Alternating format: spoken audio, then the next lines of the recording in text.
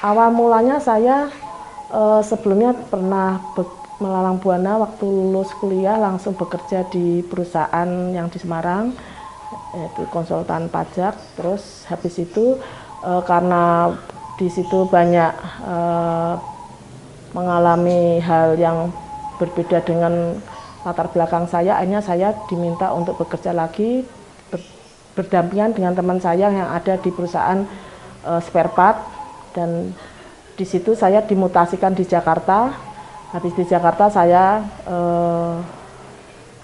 akhirnya karena bertemu dengan seseorang yang menjadikan ayah dan membentuk keluarga baru, akhirnya saya lepas dari pekerjaan dan menjadi ibu rumah tangga yang tidak punya aktivitas karena hanya mengurusi putra-putri saya. Habis itu setelah itu karena berjalannya waktu suami saya untuk harus siap sebagai amanah pemerintah, setiap 4 tahun harus pindah-pindah, saya ngikutin di Palembang 2 tahun, balik lagi ke Jakarta dan kembali lagi ke Batam 3 tahun. Di Batam saya memulai lagi dengan jadi agent asuransi yang ternama, sampai saat ini masih berjalan, tapi saya tidak aktif. Dan di samping itu saya juga mempunyai kesibukan setelah anak-anak sekolah, saya juga melakukan jual beli tas yang saya kirim ke berbagai provinsi, karena di Batam tuh bursa tasnya paling bagus, sepertinya seperti itu. Akhirnya saya karena suami pindah lagi, terus saya kembali lagi ke rutinitas di Semarang karena tidak kembali ke Jakarta, ke Semarang, dan saya menekuni salah satu kegiatan di mana di sini tuh hanya mengumpulkan ibu-ibu yang punya jiwa untuk belajar dan mengisi waktu. Dan di sini terbentuk suatu komunitas, akhirnya kita saling berlatih dan mengikuti pelatihan-pelatihan, walaupun menyisihkan waktu, tapi tidak meninggalkan tanggung jawab sebagai ibu untuk meninggalkan pekerjaan dan mengurus dan melayani suami dan maupun anak. Sampai saat ini setelah berjalannya waktu dengan teman-teman, akhirnya kita punya niat untuk mengembangkan sendiri. Sampai saat ini saya sudah mengajarkan dengan produk dekopek, tas maupun dompet atau bentuk seperti pot yang putih atau mungkin yang dasarnya putih atau hitam, bisa dihias. Untuk itu awalnya memang kita akan merasa agak kesulitan apakah bisa sesuatu ditempelkan di dalam berbagai media. Ternyata dengan pelatihan itu kita diajarkan trik-triknya biar penampilannya dan tampilannya menarik dan diminati oleh masyarakat. Dan ini bahannya juga bisa didapat dari kalangan dari produsen yang ada, yang pembuat, dan tapi masih bentuk polosan, belum ada hiasan atau mungkin masih bentuk dasar untuk bisa dipakai untuk kehidupan atau fashion atau mungkin untuk hiasan dan sebagainya.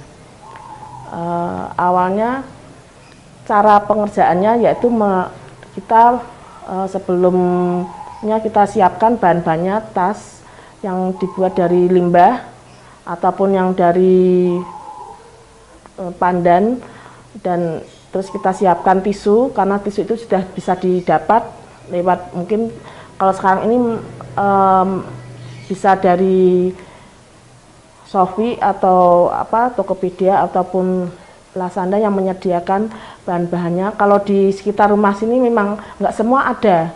Kita harus matching dulu ke beberapa provinsi seperti di Malang atau Surabaya. Kemarin saya ngambil itu di Jakarta karena memang banyak variasinya, gambar-gambar dan semuanya, dan lengkap di Jakarta. Memang produk dekopek itu ternyata sudah lama. Ini kita akan mengangkat kembali karena dengan pandemi ini untuk mengisi waktu biar kegiatan kita untuk ibu-ibu itu akan berkembang dengan baik, karena dengan menuangkan aspirasi atau kreasi itu kita mulai dari diri kita sendiri untuk mau mencoba. Dan setelah kita menyiapkan semuanya, terus kita akan melakukan suatu rutinitas, yaitu seperti pembuatannya yang sudah saya sampaikan tadi, perlengkapannya yaitu lem, vernis, bahan tas atau apa aja, dan tisu untuk menempelkan, gunting, dan ada juga kita harus sediakan air sedikit untuk biar apa yang kita pakai nanti untuk cat atau untuk tidak, alat kuas kita itu tidak kaku atau lengket. Dan setelah kita persiapan semua, terus kita akan melakukan pembuatannya dengan menggunting polanya.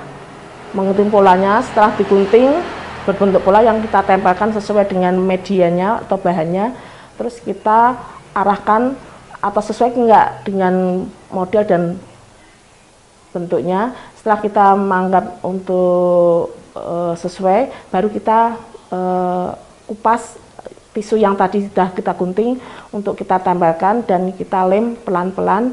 Cara mengelemnya tidak asal dilem, tapi harus pelan-pelan. Harus itu dilem, kita pakai spons untuk memukul-mukul dengan pelan-pelan atau biar nempel antara tisu dengan bahan yang akan kita tempel tadi. Terus kita angin-anginkan atau kita panasin jangan terlalu banyak sinar matahari, tapi agak cahayanya saja. Habis itu 10 menit atau 15 menit baru kita nanti ganti, akan kita vernis. Setelah vernis juga kita juga harus pelan-pelan untuk vernis, yang berarti lem itu tidak ikut ketarik dengan kuas. Biasanya kalau tidak hati-hati kan akan rusak nanti. Jadi kita harus pelan-pelan mengerjakannya.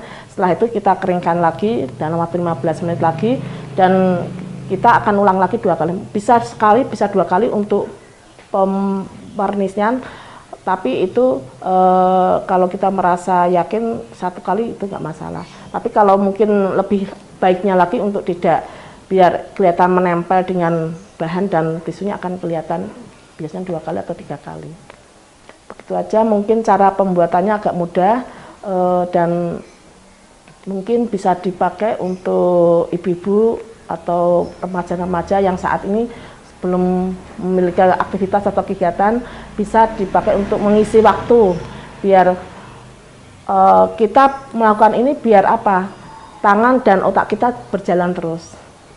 Secara psikologis kita tidak gampang untuk kalau kita lihat, kalau diam tidak mengerjakan sesuatu, jadi pikiran kita kadang jadi baperan, jadi hal yang mudah.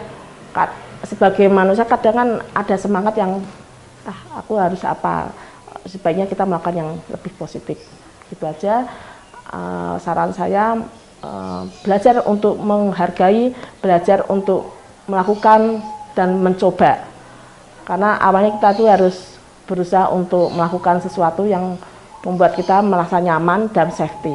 Kalau suka dukanya ya sepertinya saya happy-happy saja melakukannya, dan kita juga tidak merasa tertekan karena kita melakukannya dengan nikmat, dengan nyaman. Kalau kita ada rasa seni biasanya begitu, sesuatu kalau suka dukanya ya itu gampangnya, aduh sudah sobek, aduh sudah ini lah, kita harus berusaha bagaimana untuk tidak sobek, dan kita tangan kita yang memerankan tangan kita. Terus mata harus hati-hati untuk ini biar hati-hati ngelem genting itu segalanya gitu.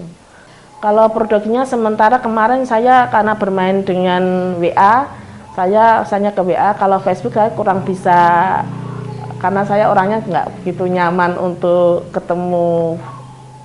Kan sebetulnya faedah media sosial kan bagus ya untuk memamerkan peran, tapi karena saya hanya melewat WA, ya saya WA, akhirnya teman dari berbagai kota melihat dan ini bagus nih, akhirnya dia dari getuk tular itu teman pada pesen gitu.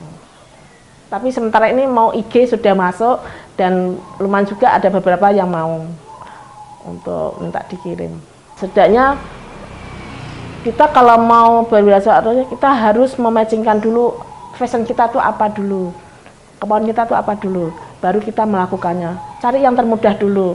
Kalau kita merasa mudah, dijangkau, dan menurut kita potensinya juga bagus, kedepannya juga menjanjikan tidak salah kita akan mencobanya dengan semangat dan kita belajar konsisten. Kalau kita nggak konsisten nggak bisa. Konsisten itu bisa disiplin kita, waktu kita, dan meluangkan waktu untuk semuanya. Kita harus bisa untuk konsisten.